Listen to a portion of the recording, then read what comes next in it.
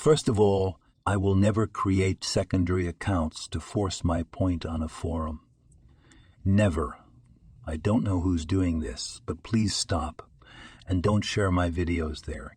It's totally pointless. Secondly, for the record, here are the messages that Mike Green defined as attacks.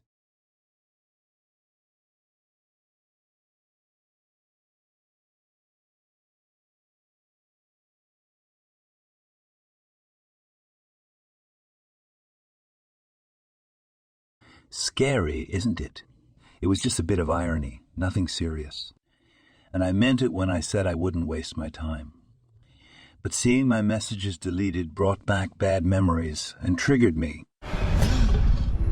Mike Green is not only a professional in the field of samples, he is also a professional in controlling the narrative by deleting messages and making false assertions without letting the person defend themselves. People on this forum are way too smart. They interpret the differences between two recordings as proof that one of them is a virtual mock-up. Not to mention the fact that these are two different arrangements of the same music. Moreover, they are unable to take into account that the final version is just louder.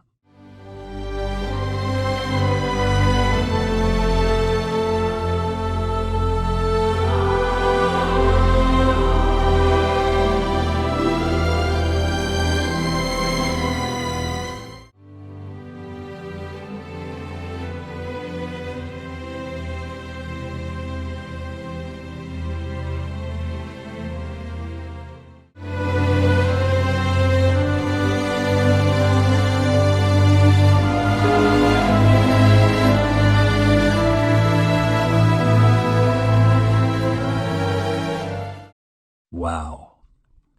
There is a clear difference between the final version and the sketch, isn't it? The final version is so much better.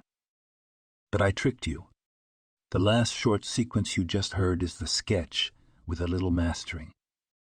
Now I'm going to fade between the final version and the mastered sketch, and you'll see that it's perfectly fluid.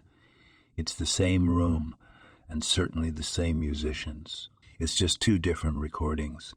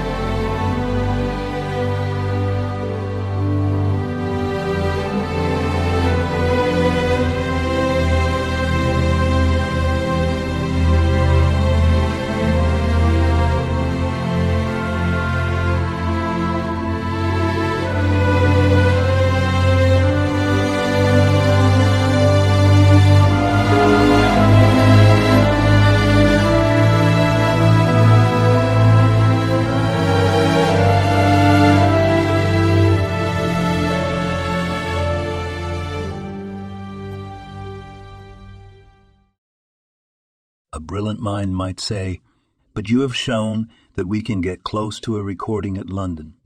If you did, why couldn't Hans? Are you better than the creator of the universe? It is not comparable, you idiot.